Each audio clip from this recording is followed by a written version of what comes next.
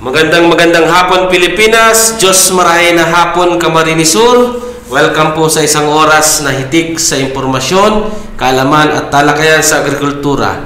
Ito po ang ating kaugnay, School on the Air on Corn Production dito po sa probinsya ng Camarines Sur. Siyempre natin po sa inyo ng Agricultural Training Institute, Regional Training Center 5 ng Department of Agriculture, Provincial Local Government of Camsur, through the OPAG Camsur, at ng 16 na corn cluster ng Camarines Sur. So, yung mga ano po natin dyan, mga enrollees, magandang hapon po sa inyo at welcome back sa ating programa na ating pong inumpisahan noong nakaraang buwan at madali na po tayong matapos. So, mga kaugnay, ilang araw na lang, ilang episode na lang.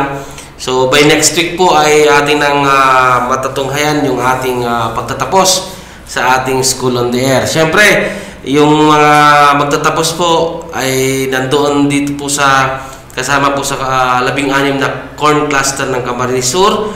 Nandiyan po yung mga galing sa bayan ng Bao, Bato, Bonbon, Buhi, Bula, Calabanga, Iriga City, Libmanan, Minalabak, Napwa, Naga City, Ocampo, Pili, Siroma, Tigaon at Tinambak.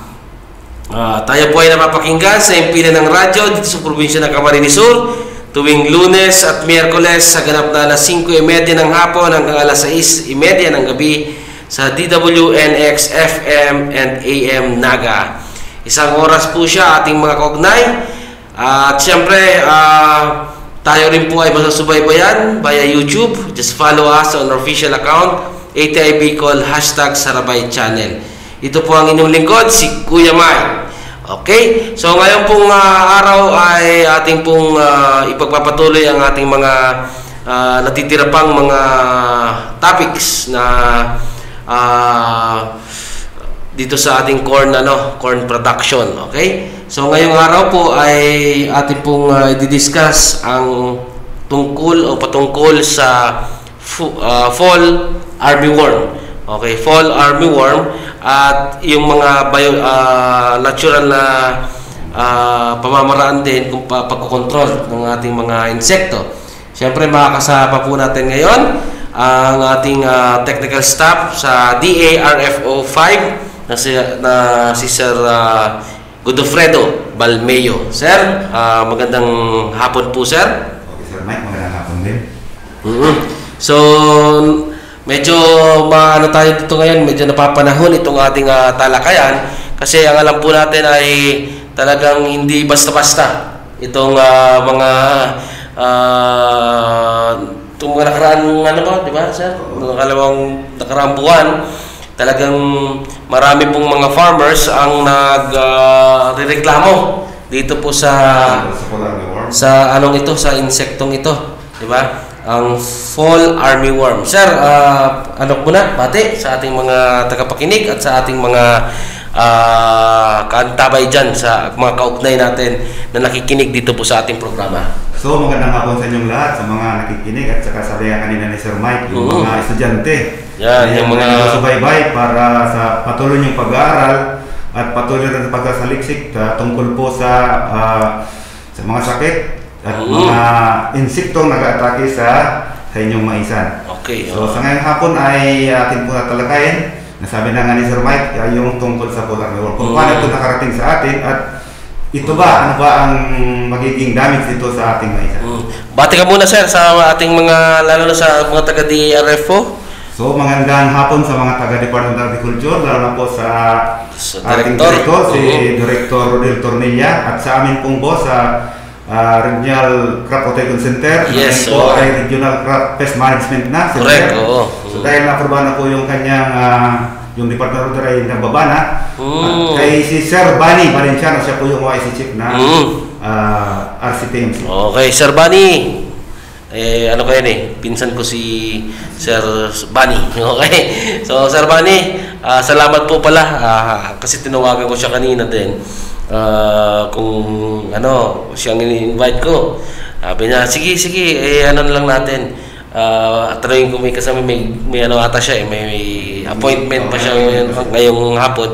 So, pinadala po sa atin si Sir Godofredo. Salamat po, Sir Bunny. So, sige sir, ating pong umpisahan ang ating talakayan sa fall armyworm. Okay? So, ito pong ating pag-uusapan ay siyempre bibigay ni sir yung overview and importance nitong ating bakit kailangan natin mag-aral, di ba sir? Okay. Or bakit kailangan natin malaman kung ano itong about sa fall, ang biology and behavior ng ating itong worm na ito. Tapos yung identification of larva, types of feeding injury, and then yung fall army worm management. Okay, sir? So, ano po yung overview and importance nito? Yung mga ang fall armyworm daw ay isa siyang Spidoptera. So, ang kanyang ay Spidoptera frugivida. Okay. Kumbaga sa pag sinabi nating scientific name yun. Scientific name yun. So, siya po ay isang Lepidoptera. So, pag sinabi natin Lepidoptera is uod siya. Kumbaga sa nag-a-atake siya is uod siya. Pero nagkakaroon siya ng sir. Uod muna siya, pero nagkakaroon siya ng pakpak. Nagkakaroon siya ng pakpak. Kumbaga sana yung kanyang talaga, yung destructive part niya is yung pagka-uod niya at mga ilang buwan nag-adult siya o nagkakapakpak siya. Yung tinatawag natin na moth na siya. So, yun po ang isang ng fall armyworm. So, ito po ay bumababa, mga ilang percent siya lang binababa nito sa ating yield. More than, nakalagay dyan is more than 70. 70%. Pag ito talaga yung atake. Kaya nga siya tinawag na armyworm pero ang kaiba nito doon sa ordinary armyworm, siya ay umaatake ng solo lang. Pero kaya niyang sirain yung isang puno ng mais. So ganun po ng fall armyworm. So hindi lang sa mais dahil basta mga grasses family. Katulad ng kaya lang mas prepared niya sa mais dahil siya ay umaatake o nakatira doon sa worm. So kung maliit yung worm niya is hindi siya makatira, hindi siya makasurvive doon. So kaya although kumakain siya ng mga grasses family, ang palay, kapamilya ng sorghum, millet. Millet, saka yung sugar cane. So ngayon nga yung pinakahuling pag-alam namin ay nagkaroon na rin ng pag-aatake sa sugar cane. So kung magasano, parehas ng pagkano niya is malaki yung worm niya. So mas paborito kasi niya doon sa pinakatalbos ng mais kung siya ay matake. Okay. So ganun po yun. So as ang pinaka-destructive nito ay 70% siya, hanggang 70%. Hanggang 70%. Pero ang sa aming pagsusurvey kasi mas paborito niya yung mais na yung tinatawag natin mga OPB. Kung saan yung mga OPB yun ang pinaka-target na nga namin na talagang pupukasan namin is ang ating yung province na kumakain ng mais katulad ng sa Masbate dahil corn eating corn eating province sila. So ang tinatawag nila doon is non-BT or yung OPB. So kaya doon po nakapokus halos yung pag-monitor namin ng fall armyworm. Opo, ito po yung mga kukunay natin dyan, lalo na po yung ating mga enrollees, okay? Na pag-usapan na po natin dati, di ba? Itong mga insekto, karamihan ay ang atake nito yung OPB.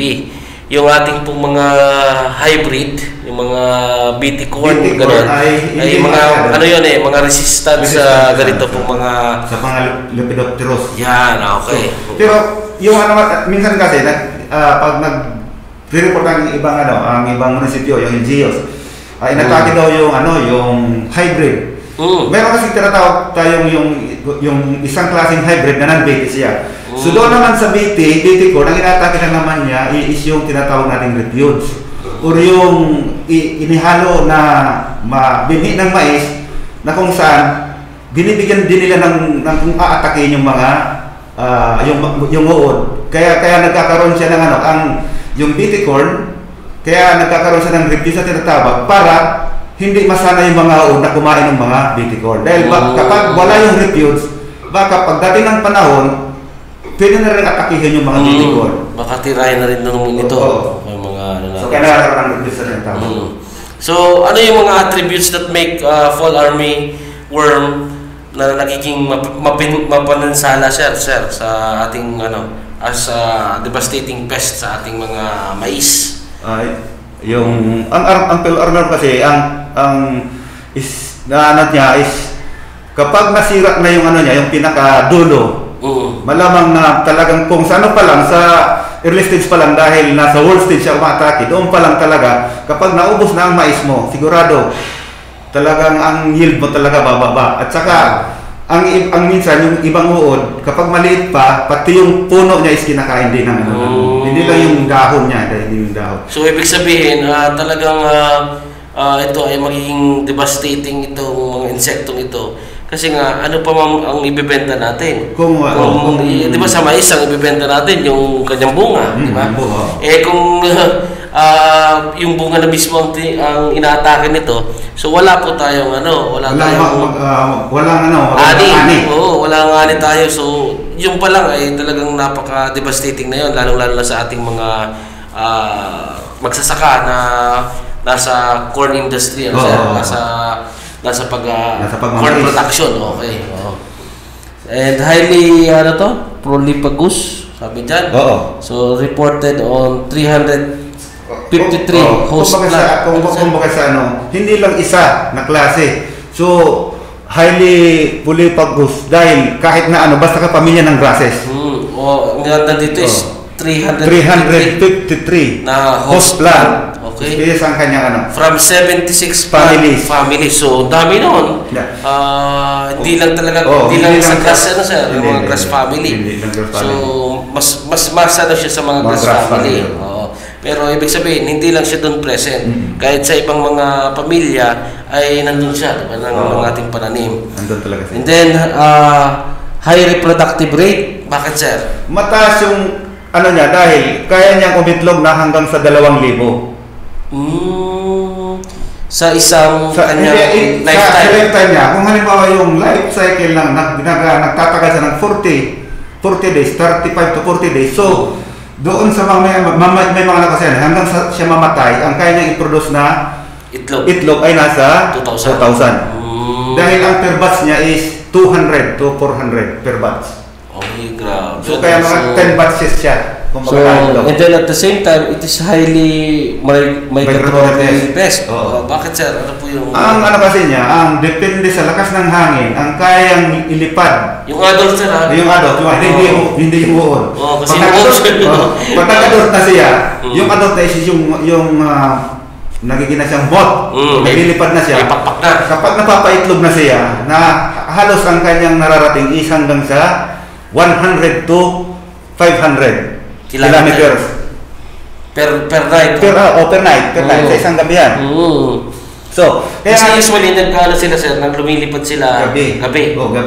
So kaya nung minsan nagkaroon na ng fall army worm sa Region 1 or sa Isabela ng Region 1. So inestimate na namin yun na, let's say, nung pumasok yan sa Pilipinas, noong 2019, so halimbawa, pumasok siya ng February, na-estimate namin yung araw o buwan makakarating siya ng Bicol. Yung estimate namin is nagtama talaga.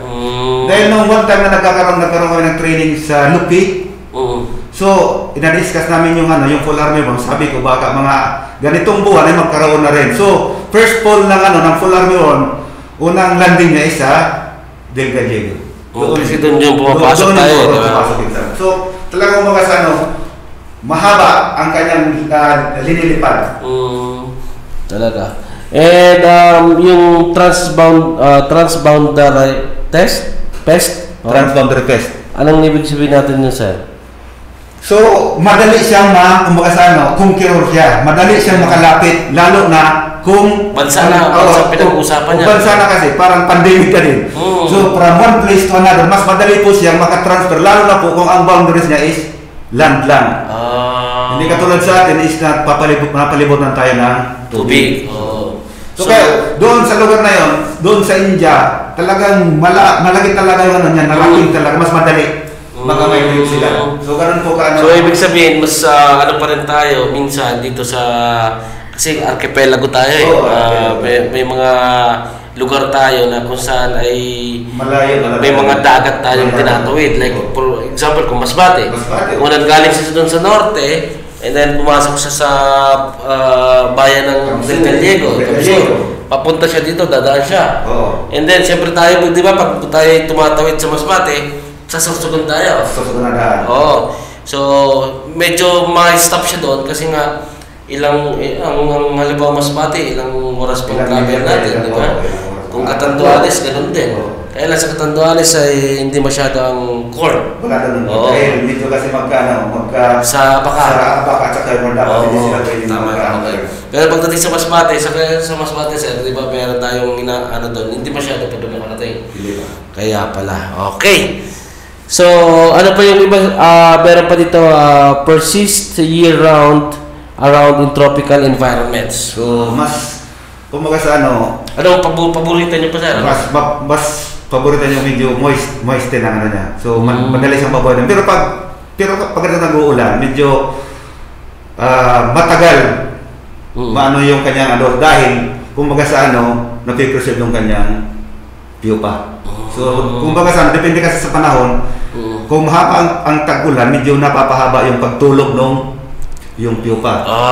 Okay. So, yan ang niya. So, balikin muna natin sir. Saan ba talaga originate muna? So, nag-originate siya is, kung hindi ko nagkakamalay sa India, Africa. Okay.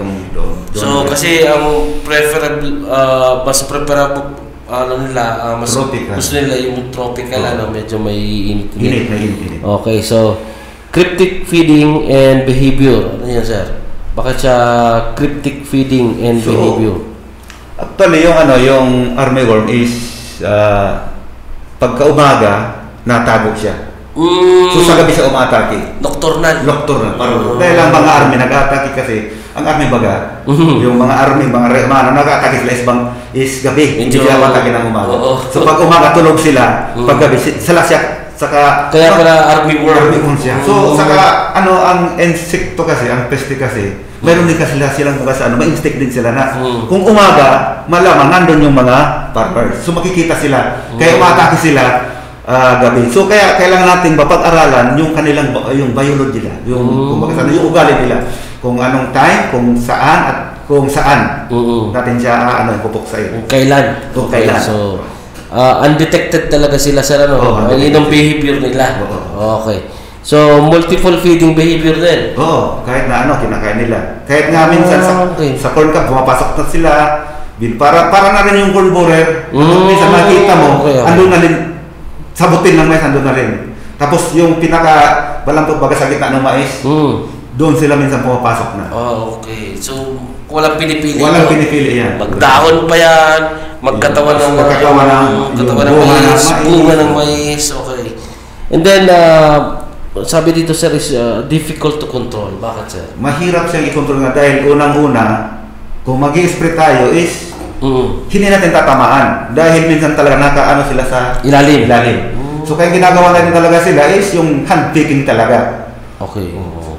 Yan ang nila. Saka kumbaga sa kahit yung sa eggs, wala yung pang-control dahil ang eggs nila is yung parang may fiber siya. Parang mabalahibo ang itlog niya. So, kahit isprayan mo siya pati, mayroon siyang takip. Parang nila. So, kaya mahirap talaga. So, ibig sabihin yung tolerance nila sir sa mga ibang insecticide ay mataas. Mataas talaga. Because of that, yung nila sa characteristic nila. Yung sobrang... So, sa ngayon sir, ano na po yung ating pagdating sa, kasi hindi lang to hindi lang sa Pilipinas to Hindi. So, ito pong full armyworm ay global ang distribution ng full armyworm. So, basically from tropical and subtropical America. Okay. Doon sila doon. Actually, doon siya una nakita talaga sa South America. So, pero sabi ko, tanong nga kanina, talagang sa Africa talaga nag-start siya. Noong 2016. And then, dahil sila, kumbaga sa nag-spread na siya, dahil siya sabi ko sa kanila, para siyang Hitler. Gusto niya i-conquer lahat ng continent. So, sa ilang taon lang, ang Africa halos na Nasakop na ng full army. Tapos nung sa nung 2018 pumasok na siya sa India. Sa India. And several Asia Pacific countries. And then sa China pumasok noong 2019. Halos kasabay ng COVID. Kasabay ng COVID. Saka kasabay din natin yan sa Pilipinas. Pumasok na rin yung full army war. Yung ang first item niyan is sa Isabela. Nasabi ko na kanina. 2019, last year. Okay, talaga. So nagsabay pa, no? So, global climate suitability of fall armyworm. Bakit siya mas, bakit nandito sa Africa, part ng Asia, pumasok siya? Dahil kasi, kumbaga sa yung tinarget talaga niya is alam na natin na siya is a corn country. Kumbaga sa alam ng full army pumuntahan kung saan talaga yung pagkain nila. So kaya, pinasok na yung mga continent na yun. So yun ang Ito sir, talagang saan ba siya talagang nagtataka lang ako kung bakit ngayon lang na mga panahon ito dumating sa atin, kung ito talagang army worm na ito ay matagal ng panahon din ay nag-exist. Ano ba to? Ibig sabihin sir ay meron bang kinalaman ang tao? Sa pagdami nito? Siguro, kasi, ang nakikita ko sa peste kasi, pag may nawalang peste, mayroong pumapalit. Kumbaga sa siguro din, dala din ng tao dahil sa pagka-transport ng mga produkto. Diyan sa barko, minsan sa cargo ship or cargo airplanes, nakalagay doon sa Kaparati kasi sa mga palay, minsan andun naka talaga siya. Dahil meron mga agricultural commodity na yung para mga raw materials na from other countries dinadala sa atin. Doon sila nakakapasok. Doon sila nakakapasok. Tapos yung iba naman, yung baka yung sinasabi mo sir na kung may nawawalang mga insekto, may papalit. So maybe because hindi siguro nagpapalit, baka lang siya. Kumbaga ay nag-mutate na. Pwedeng ganun. Diba sir? Parang, kasi nakikita natin, grabe ang resistance rito sa mga insecticide, sa mga pesticide, di ba? Hindi naman actually siya, resistance sa insecticide. Yung tamang pamamaraan lang. Yung tamang pamamaraan. Dahil sabi nga natin kaya, nabagit rin natin kanina, na kung umaatake siya is gabi. Wala namang farmers na nag-i-spray ng gabi. So nag-i-spray siya is umaga, kaya gaano talagang bagsik ng insecticide, gaanong lakas talaga insecticide, talagang hindi ko tatamaan. Dahil ang Lepidopterus kasi, kumbaga sa ang pinaka na pesticide is yung direct contact. So kapag tinamaan mo siya, dahil malambot yung mga Lepidopterus, madali siyang tamaan ng insecticide at mamatay din siya. Kaya lang, sa tamang pamamaraan lang ng So ibig sabihin pala sir, mas kung gusto natin matanggal to, ay mag-spray tayo ng gabi. Kung pwede. Pero hindi naman actually gabi dahil ang insektong iyan, kapag sinabing mga panggabi sila, early in the morning at late in the afternoon, gano'n tayo mag-spray. So, halimbawa, ganito dahil ang alas 5 natin ngayon is maliwanag pa naman, doon na tayo mag-spray. Or ang alas 5 ng umaga is maliwanag pa din, maliwanag na, doon na rin tayo mag-spray. So, siguro kasi ngayon mga panahon ngayon natin is pag 5:30 pa lang, grabe, madilim na eh. So mga ganun oras, mga 4. Kasi pag sisilabasan na rin. Nagalabasan na yung mga insekto. So, nasabi natin kanina sir, di ba? Ano yung mga may sinasabi tayong host plants? Ano ba yung mga host plant na host plant, andyan na pumapasok yung mayroon nga sabi nga ito kanina is may 353. 353 plant species and 76 plant families. So, nandiyan, kung makikita natin, hindi lang siya sa mais, hindi lang siya sa palay, mayroon din mga vegetables na. Okay. Kung baga sa pwede rin siya sa Solanaceous, pwede din siyang pumasok doon sa mga. Ano na siya sir, talagang, ano na siya, kung sa Bicol pa kayo, lakop na. Diyan pa, isa pa dyan is yung mga grasses, yung mais, sorghum, millet, sugarcane, mga grass seeds, kahit yung mga damo, nakapamilya ng grass is kinakain din niya. Okay. So, pero iba-ibang klase din kasi yan sir, ano? Oo, iba-ibang klase din yan. Okay. So, ano yung mga biological and behavior ng ating full armyworm? Ano yung life cycle na? Para, sabi mo kanina sir, 40? 40. Nasa 35 to 40 days. Depende yun sa panahon. So, ang full armyworm is, isa complete metamorphosis. Kung magasa, pag sinabi natin complete, nagsimula sa itlog, naglarba, and then nagpupa, and then nag-adult. So yun, kumbaga pero doon sa larval stage niya, mayroon siyang 6 na tinatawag natin na larval stage or yung instar. First instar, second instar, hanggang 6th instar. So kung kung halimbawa from egg is 2 to 4 days, pagka-itlog, halimbawa nag-itlog na yung adult, unang itlog niya. 2 to 4 days, mag-i-emerge na siya. Magiging na siyang uod na siya. Yung tinatawag natin na night larva. So yun. Kung baka marami siya, sabi natin nga kanina, mga 200. Tapos, yung first instar niya, kung baka hindi pa siya kumakain. Nag-ano pa lang siya. Simula pa lang. And then, mag-a-adult siya is 14 to 30 days hanggang maging na siyang adult. Yung natawag ng 6 instar. So kung compute natin from 14 to 30 days, mahaba na siya kakain ng ating mais. So mahaba pa na yun. Ibig sabihin dito sa larvae niya sir na pang ilang instar na siya? Yung adult niya is 6 instar na siya. Yung pinaka-mature na larvae. Kung baga sana siya, kahit hindi na siya ma-spray, paano na siya? Papupate na siya. So basta mabantay natin is yung from first third instar hanggang sa 5th instar. Yung babantay natin. Pero kailan doon sa first instar kung andun na yung mga uod, is kailangan natin i-control na. Okay. So yeah. So ibig sabihin sir, mapaminsala ang mga full armyworm pag nasa larvae stage na siya.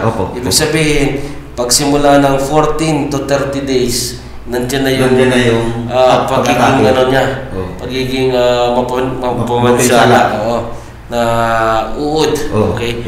So mga almost 16 days 16 days 16 days. Kung 16 days stage siya. So yun yung babantayan natin. Kaya ang natin advice natin sa farmers, doon pa lang sa early stage pa lang, worm, mid-worm, tapos yung talagang nag-worm na siya, doon magbabantay talaga. Doon natin pag nag-pupa na siya sir, wala na yan? Wala na. Kung baka sa ma-pupa na siya, siya, from 7 to 13 days naman, natutulog siya ng halos 2 linggo sa ilalim ng lupa. So kaya ngayon, nag-uulan, sabi nga namin na pag-usapan nga namin kanina ni Sir Bani na malamang siguro yung mga ibang pupa, hindi siya nakapag-adult dahil medyo na haba yung kanilang pagiging pupa. So ganun ang yan. Or kung napapahaba sir pero definitely nawawala sila. Hindi sila nawawala. Andiyan lang talaga sila. Okay, matagal yung Kaya kung sa kasi sa mais, kaya nga imposibleng ang full armor makita sa palay dahil mas preferable nila doon sa mais na may nawalang or sa lupa na walang tubig. So dahil doon sila nagpupipit sa ilalim ng lupa. So ang mais kasi, ang lupa, di ba, tinatawaran niya is buhaghag. Yung parang sandilong. So mas madali siyang makailalim yung pupa. So makatago siya doon. So kaya kung yung yung pupa naman na doon naman nahulog sa medyo matigas, ang ginagawa ng pupa is iniipon nila yung mga na bumagsak na mga bulok na dahon. Doon sila tumatago. Okay. So nandun pa rin sila. Tapos pagiging adult, and then pag-itlog. Pero pagka-itlog ng adult sir ay mamamatay na ba yun? Kapag hanggang doon sa last batch niyang itlog. Dahil mayroon siyang batches kaya nga ang per egg niya is 200. So kung i-compute natin is 2,000 na napoproduce ang eggs is 10 beses siya nangingitlog. So ganun yun. So, matagal din ang ng adult. Ng adult, matagal din yung niya. Tapos pag nag-reach siya ng adult, sir, ang wala siyang gagawin kundi ang mangitlog. Mangitlog. Wala Hindi na siya kumakain ng Hindi na. Ang kinakain ang na ng moth is yung mga nektar na lang. Yung ang sisip-sip niya na lang na yung nektar. Pero hindi sila magagamit sa dahon, yung sa stem ng mais o sa anong stem ng mga ng tanim, hindi na talaga. Kaya pala kahit makita mo yan, lumilipad-lipad na, pag spray mo siya, wala na yan. So, ang kailangan talaga ay yung pag-uod pa siya. Okay. So, grabe ang pinsala nito. Okay. So, yung full armyworm X, sir, ano yung karakteristik natin noon? So, sabi nga kanina na ang nangingitlog ang full armyworm ay 50 to 200. Cluster siya, no? Yung tawag niya is igmas. Igmas siya, igmas. Kumbaga sa isang kumpol siya, isang kumpol. Attached to plants? Sa dahon, preferably sa ilalim. Okay. Parang idinidikit niya yung adult, doon siya nangingitlog sa ilalim ng dahon. Malapit doon sa puno. May purpose din kasi sila niyan eh. Ang purpose nila, halimbawa, ikaw naman yung nanay. Siyempre, kapag iniwan mo sila, mas malapit doon sa world. Para madali silang makakain.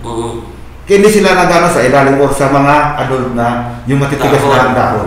Talaga nasa may siya, mga parang pangalawa dahon mula sa pinaka-world. So parang dapat medyo yung bata pa yung yung dahon. Hindi na yung matigas na. Matigas na. Okay.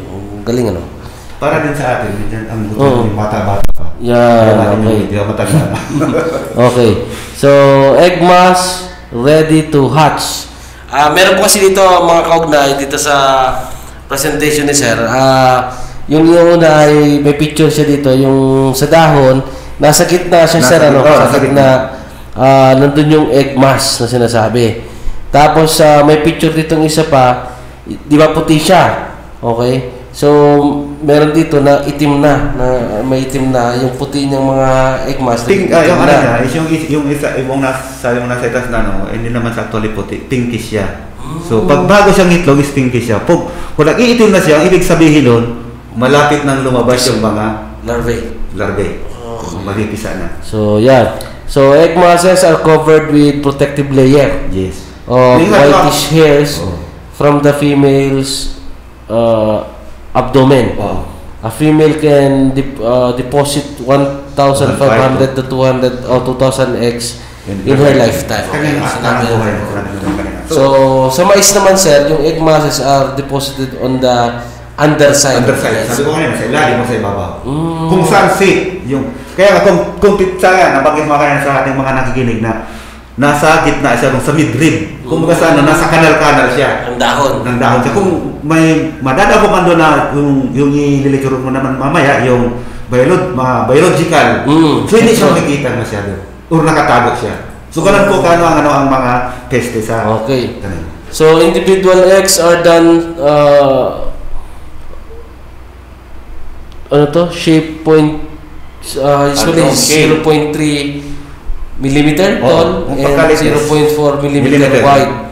So new eggs are greenish na. Okay. So nagiging greenish na and turn cream colored. So brown and almost black pag nagmamature na siya. Okay. So meron dito is learning to locate and identify egg masses and their color is a valid skill in the scouting process to predict larval hatching and take appropriate actions. So ibig sabihin, ba tayo ay magpupuksain natin to sir. Yung sinabi mo handpicking ba? So sa paano tayo sir yung pinaka-practical na ginagawa? Actually kasi yung sa ibang farmers na sa scouting or paghahanap ng talagang para ma-target mo yung target pest. Ang tinuro ko minsan sa mga magsasaka is yung doon tayo alamin mo natin kung ilang araw. Sabi ko nga kanina is 3 to 4 days maghahas na yung itlog. Maghahas na mo, lalabas na yung larva niya. So sabi ko sa ibang farmers, ang maganda kasi gagawin dyan is maghuli kayo ng adult, yung hot. Kapag yung adult ay hindi na siya ng itlog, ang ibig sabihin nun ay may itlog na siya doon sa farm. So ganun. Nakaiwan na siya. Nakaiwan na siya ng itlog. So, kung halimbawa nakadakip ka naman nag-itlog siya, bilangin mo kung ilang araw. Halimbawa naging after 3 days is nahas na siya, doon ka na pa-proper na mag-i-spray. Dahil ang target mo talaga is yung uod na. So, hindi na kailangan na porket may lumipad na mga yung mga paru-parang yan o mga adult na mag-i-spray na tayo. So, kaya nga importante po yung pag-aaral talaga ng life cycle ng isang. Oo. Kasi pag may nakita ka lang na lumilipad na dyan, so minsan magbubomba na tayo ng insecticide. Okay. Kaya lang, hindi natin alam na yung pala ay hindi pa naman nangingitlog. Hindi pa nangingitlog siya. So, pag-spray natin, nandun na ano na natin yung spray na ilagay na. Pero mangingitlog pala siya pagbalik niya. Oo, pagbalik na niya. So, ibig sabihin, mag-uumpisa pa lang siya. Mag-uumpisa lang magiging larva siya. Dahil minsan, ang nasisipan natin is yung taga-chemical company, sir, wala naman epekto yung inano mong insecticide. Dahil wrong timing yung ating mali yung timing natin sa pag-spray. So, pagdating na sa larval stage, ano naman yung may picture po dito para doon sa ating mga nakikinig. Ang larval stages niya ay ito. So, the larva is the damaging stage of the fall armyworm. So, the larval cycle lasts for 14 days in a warmer temperature. And about 30 days in cooler.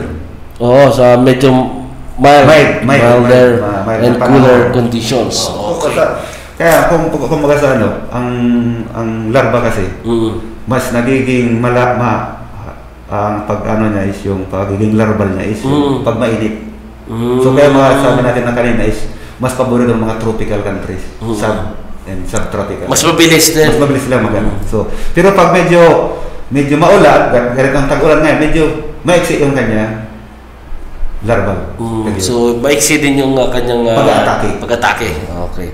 So, kasi usually pag ganitong maulan, sir, tulog sila. Tulog ba yan? Hindi na naman actually tulog. Kaya hindi sila, nahihirapan sila Nahihirapan sila dahil maulan. Mababasa, baka sipunin din sila. Baka magkakubi. Okay. So, the larva undergoes 6 growth stages called instars. Sinabi mo? Okay. So, hanggang sa 6 na instars yun. Okay. So, young larvae growth stages from instar 1 to hanggang instar 6. Okay. So, meron po dyan mga description pero di na natin isa-isahin. Okay. So, yung older larvae growth stage ay nasa 4, 5, 6 instar. Okay. So, masasabi pa natin, sir, dito sa stage ng instar 4, 5, 6, dun siya may malakas yung damage. Parang yung 1, 2, 3 lang kasi medyo lang to. Maliit pa man lang siya. Umpisa pa lang siya. Kumbaga yung makikita mo lang doon sa dahon ng mais, yung parang puputi-puti lang siya. Parang in-script lang. In-script yung damage niya. Hindi katulad nung sa 4th hanggang 6, hanggang na tumanda na siya, is talaga binubutas talaga na yun. Butas talaga. Kung makikita mo parang linya-linya siya. Linya-linyang butas. Okay. So, yan. And then, yung ating older larvae, growth stage ng L4 or instar 4 hanggang 6, ano yung behavior niya, sir? So usually, sabi dito, larvae at this stage are fast crawler. Mabilis siya. Mabilis siyang, ang tawag niya? Kung sabi ko, magkamang. Okay. So ibig sabihin, mas marami siyang mapupuntahan. Mas marami siyang destruso na mangyayari. Saka ang mabilis siya dahil minsan kapag sa surveillance kami, minsan pag kinuha doon sa butas, medyo na siya, mabilis siya nasuot sa butas. Okay. So hindi na nakukuha. Hindi. Kaya ang nangyayari, yung mais nasisira dahil talagang hinaan namin yan, binubukas talaga namin. Sa gitna. Sa gitna. Okay. So their voracious appetite leads them to feed on almost any above ground part of the Mais. Okay. Ano siya, burasis siya. So, crawling, wala siyang ibang wala siyang ibang bisyo, is pagkain lang po. Okay. So, crawling to new plants or invading new suitable crops in search of food. Kaya siguro medyo pag wala na siguro silang nakakain, o medyo na consume na nila, talagang dahil yung bilis nila sa pag-crawl, makakalipat at makakalipat sila sa ibang tanim natin. So large larvae exhibits different feeding behaviors in maize and consume most above ground plant parts depending on the time of infestations. So ang sinasabi lang po dito, sir, di ba? Yung mga dahon na rin, mga dahon na rin. Kasi kanina nga sinabi natin mas sila doon sa mismong susuot sila doon sa mais mismo, sir? Doon sa pinakabunga niya. Pero pag wala na yun, nila na yun, ang susunod din niyang titirahin na ay yung mga dahon na. Okay. So, and at the same time, cannibalistic behavior, sir? Yun ang kagandahan ng yung food of the world. Dahil kung hindi sila cannibalistic, kung doon sa 200 na egg mass, kung lahat yung mabubuhay, mas grabe ang distract ng mais. Marami grabe ang distroso. So 2,000 yun, di ba? 2,000. So kaya dyan, sa isang napag-aralan or na-observe na ng mga taga BPI na sa isang egg mass, isa lang ang natitira dyan. Survival kung 2-3. Kaya sa isang puno ng mais, bihira ka makakita ng 2 or 3. Makikita mo yan, isa lang talaga. 2, masorti ka na kung makakita ka. Sa isang puno is 2 larva. Ibig sabihin, maaaring yan, yung 2 ay nasa loob na mismo ng mais. Pero pag yung isa ay nasa loob ng mais, yung isa ay nasa taas. Pero hindi sila sasama dahil yung characteristic nila is cannibalistic sila. Kaya doon pa lang sa pag-emerge nila, nagkakainan na sila.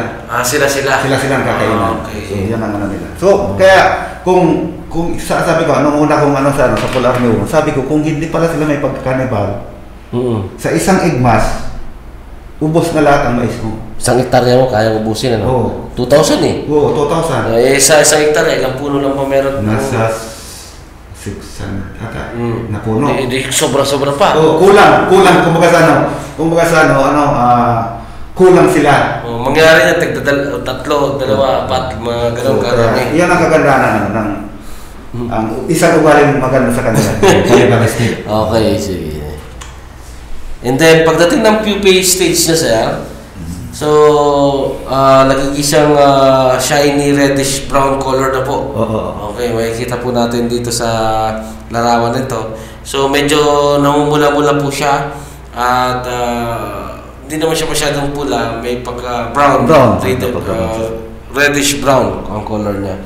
So, ang behavior niya nito, sir, nagiging full-grown caterpillars na siya, normally.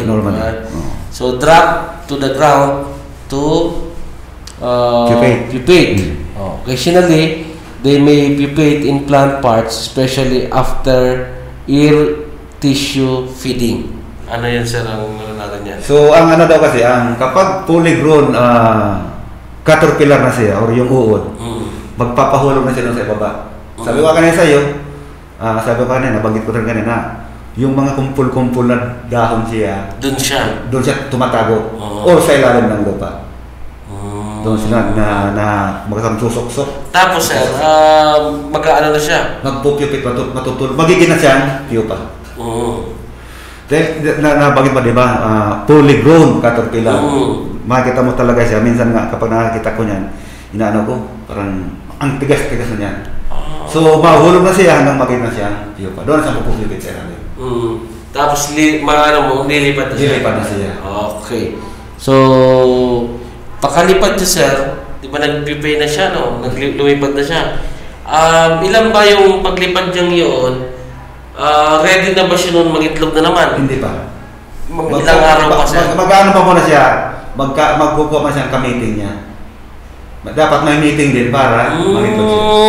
Okay. So, ibig sabihin, pag ito'y nahulog na. Nahulog na. Okay. So, mga ilang araw nito, makikita mo lilipat na Lilipat na siya. siya. So kung may nakasabay siyang lalaki, babae, mag-meeting na sila. Meeting at saka mag-meet sila sir pag lumilipat na sila. Pag meron na silang pakpak. Oh, so mga usually mga ilang ano sir, araw yan. 7 days, 7 to 14 days din siya. Tapos, ready siya mangitlog na naman. Kaya pala dapat, pwede rin ano. Ito pa lang kung kontrolin. Kung kontrolin mo, doon pa lang laro, kahit sa ano pa lang, sa adult pa lang, talaga ano na siya, pwede mo siyang kontrolin. Mamaya, mano natin yan mamaya. Okay. So, yung adult niya, sigurado po yung adult ay ang nandito lang naman pinapakita. Pag adult na ay may papak na siya. May papak na siya. Okay. Yun ang pinaka niya. So, hindi na siya worm. Hindi na siya. Okay. Mood na siya. Mood. Kaya lang, kuminsan, ito ay ating, usually pinapabayaan natin itong lumipad-lipad di ba? Pero dapat nga ay dito pa lang para ma-identify na natin kaagad. Kasi pag ito ay nangitlog, iba na yung ano nito, magiging distroso. Iba na. Kasi nga ang distraction na part nito sa kanya ay yung pag siya ay ano na larva yung uod. Okay. So, paano yung identification of larva, sir? So, ganyan. Paano natin na-identify? So, yung yung mga nakikinig po sa radyo, okay, mayroon ditong picture. Isang uod siya, okay, na parang mahaba, ano siya, pinalaki. Paano nyo ma-identify siya? So, para mas madali, hindi na natin ibigay dahil hindi naman masyadong na nakikita. Yung mga nanonood naman, sir, kasi pero sa may mananood, makikita mo yan na mayroon siya parang dot. Trapezoidal dot doon sa likod ng uod. Yun ang parang i-referral natin na talaga siya is full arboretum siya.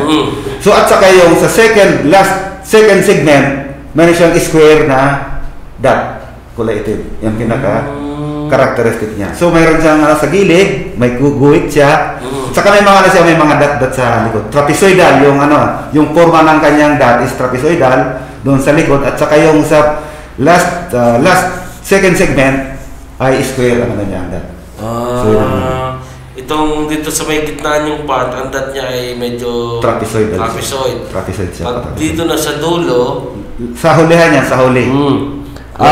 Second. Huli parang sa sa may puwitan niya, di ba? Kasi yung ulo niya ay ma-identify natin as orange, brown, or black. Kung yung ulo niya. Okay. Sige. And then, ano yung mga body marks ng ating full armyworm? So yun ang sabi ko kanina, identified as trapezoidal pattern. Smaller spots, okay. Tsaka yung sabi ko, so second segment is yung square pattern. Okay. Square pattern. Ibig sabihin, may apat na parang tuldok siya sa last second segment. Okay. Sa may puwit. Yan. Saka isa pa, yung head features niya, sir. Yun pa yung parang baliktad na Y. Makikita mo sa baliktad na Y siya. Dark head. Okay. So, and then, basta yun yung pinaka-common, the two most common features used for identification of the full armyworm. Una, yung large spot niya sa kanyang last segment. Okay, last segment niya na parang naka-square pattern. Yung dot niya po ay apat na dot na parang square. Okay. At yung pangalawa, yung kanyang sa may ulo, makikita natin dyan yung upside down na Y. Na letter Y na kulay puti. Okay. Kulay puti siya na upside down na Y sa kanyang dark head. Okay, kaya talagang manonotice po natin na ito ay full armyworm to. Okay, kasi nga ito yung mga nakita natin. Okay, dalawang identification po natin yan. So ano po yung mga types of feeding injury ng ating full armyworm? So yan, so kumakain siya sa mga young leaves. Young leaves. Pag nasa stage siya ng yung first to third instar. So ang kanyang doon sa first hanggang third instar, ang kanyang symptoms or signs, makita mo is parang yung window pane. Yung may mga butas-butas siya na transparent yung kanya. Hindi actually hindi niya nakakain mismo yung ano. Parang mga butas-butas lang siya, pero hindi talaga siya butas. Parang window pane lang. Pag nating window pane, yung parang may salamin. Transparent siya. Okay. So, nangyayari, ganun yung sa dahon. Sa dahon siya. So, usually, yung sa first, second, and third instar, ang tinitira nito ay yung mga dahon. So, kumbaga sa ano, wala pa naman yan, ano, hindi pa siya pagkabigay ng, kumbaga sa ano, mataas na sira ng mais. Makaka-recover pa siya kasi nasa dahon pa lang. Siya. Okay. Pagdating naman doon sa, ang pinaka mahirap dito ngayon ay yung nasa 4 hanggang 6 na insta. Okay. Kasi nandito na po yun, yung sinasabi nga ni Sir kanina, siya ay nasa yung stage niya is larvae stage na kung saan ay pumapasok mo siya, Sir, di ba? So doon sa world, sa talbos na, talbos na. Okay. So minsan yung puno na sa loob na. Kinakain niya yung puno. Sa gitna. Kinakain. Kasi nga po, mapapansin natin, yung gitna ng mais ay nandun yung pinaka-soft spot niya. Kasi nga, siyempre, yung pinakalabas niya, parang matigas na yun. Matigas na. Kung sa ano, pinatigas na ng panahon yun. Ang pinaka-soft spot niya na po ay yung gitna. Gitna, yung word. So doon na siya papasok. Papasok siya doon, bubutasin niya na hanggang makarating siya sa ilalim. Hanggang sa roots. Hindi naman siya actually sa roots. Doon lang siya makakain siya. Doon na siya magpapatanda na hanggang magi siyang pupa. So anong pag binutas yung tangkay na siya, tangkay na ng mais, di ba? Anong mangyayari na siya? Mapuputol ba yung... Actually, hindi naman siya napuputol. Makikita mo lang siya na marami siyang sira, mayroon siya parang yung mga pras. So hindi naman siya actually nasisira, hindi siya natutumba. Tapos, paano siya pumapasok din siya sa mismong mais? Doon sana kapag nakasurvive siya na makapasok siya doon sa mismo sa butil, o sa buto ng mais, sa pinakapuso ng mais. Makapasok din siya doon. Okay. So yung plant defoliation, ano yan, Sir? Defoliate, kumbaga sa ano naghuhurulogan siya. Nahati. Okay, lupit din talaga, no? So, sa tassel naman, Sir, pagdating sa tassel. So pag sa tassel na, malamang talaga na dahil ang tassel, device siya yung nagiging, yung bulaklak, kung doon nakukuha ng bunga yung mais, yung buti ng mais. So kapag pinutol na yung tassel, malamang na magbababa yung yield ng mga magmamais. Kasi nga, hindi na makukumpleto. Hindi na makukumpleto yung mais. Dahil na, kinain nila yung tassel ng mais. Okay. So, pagdating naman sa ear feeding, Sir, kakainin nila yung yung buhok nila. Pag kinain na yun, papasok na nga sa loob na. Doon na sila magpipilit din. Kasi doon yung pinaka-soft spot niya rin. Yung bunga ng mais. Sa bunga ng sa pinakadulo. Okay. So, sa seedling cutting, Sir, paano yan? Meron din pa siyang... Mayroon din siya, dahil nababa din siya.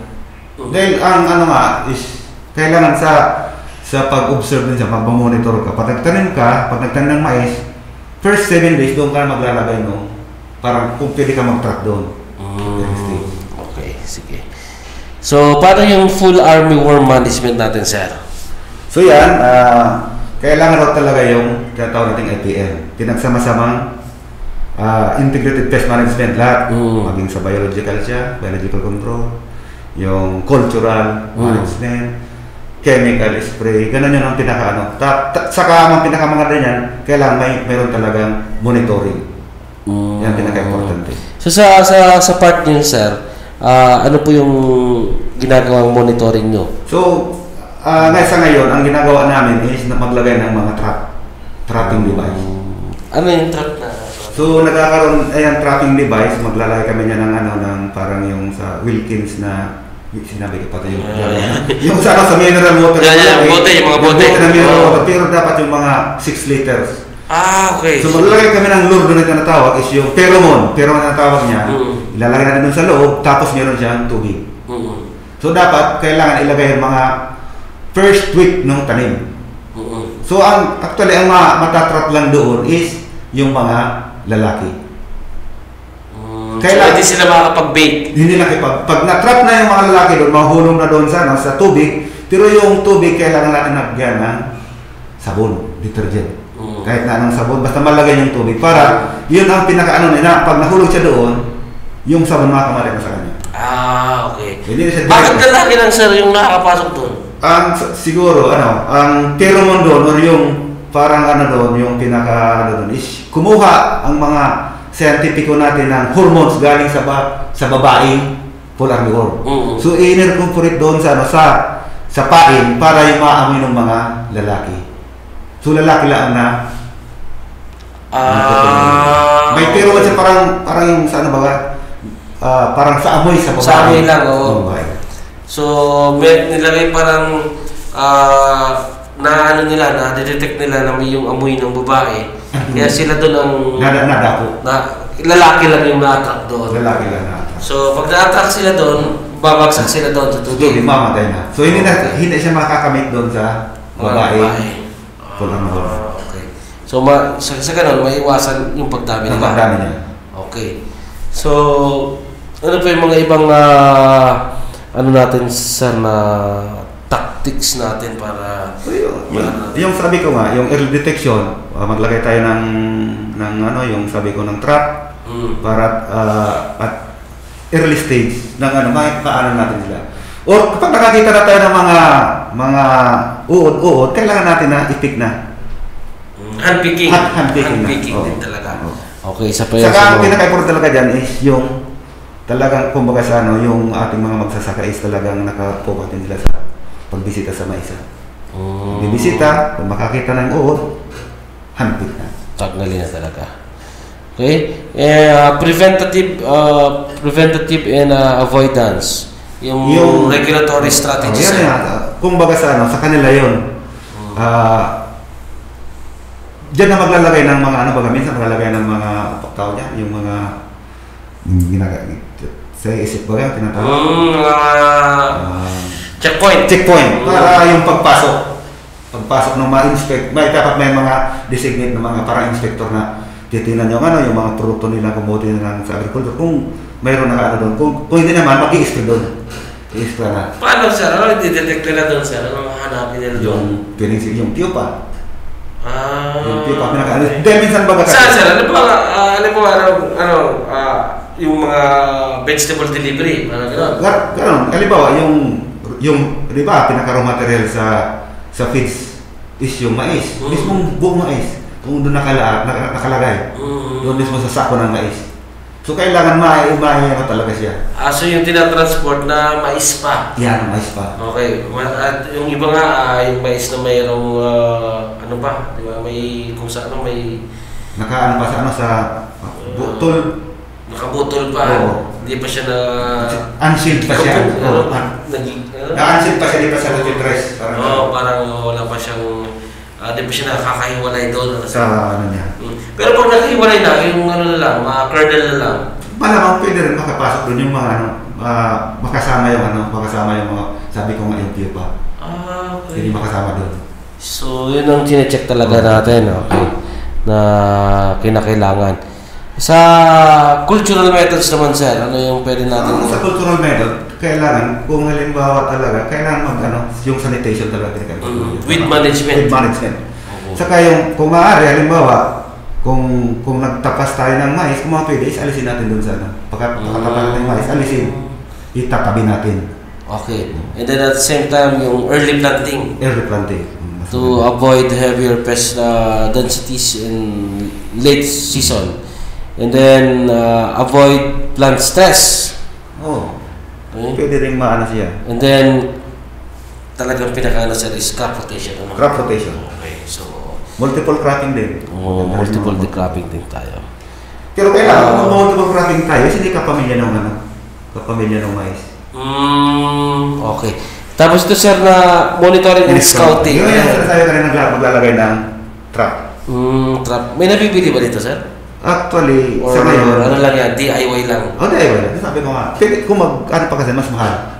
So yung yung bote lang ng mga sa mineral water, na hindi naman ginagamit, siya anong gamit ng mga farmers. Tapos sir, anong nilalagay mo dyan para pumunta sila? Yun na yung lure na tinatawag. Yung pheromone. Ano yan sir? Ano yan? Mayroon ko rin itong picture. Ano yan, nabibili rin sa? Nasa market siya available siya, kaya lang dito sa atin, provided pa ng DA. Provided pa siya ng DA. So ibig sabihin sir, wala pa ito sa market ngayon? Wala pa. Sa Maynila, meron sa Maynila. Okay, anong tawag doon sir para yung Pheromone, lure.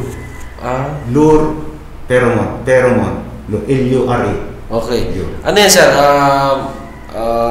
Liquid ba yan or ano siya, parang solid na gano'n siya kalaki?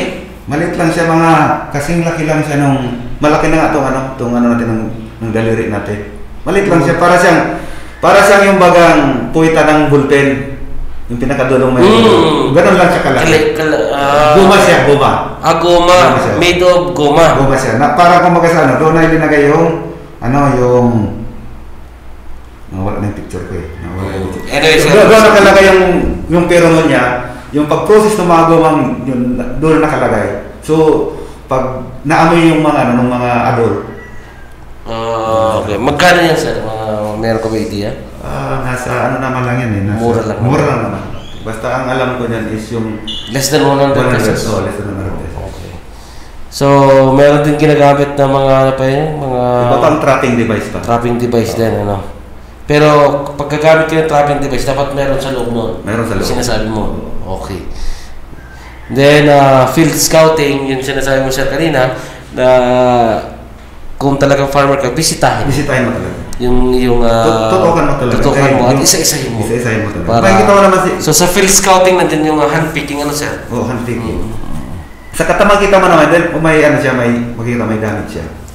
May procedure ba yan sir? Mayroon tayong procedure na yung kasing procedure na yan is galing pa ng parang ng FAO yan. Pati ng FAO yan. So, yung Food Agriculture Organization na kung saan W pattern siya. Mayroon siyang 5 station na halimbawa, papasok ka doon sa Maisan, first station doon, magbibilang ka ng po.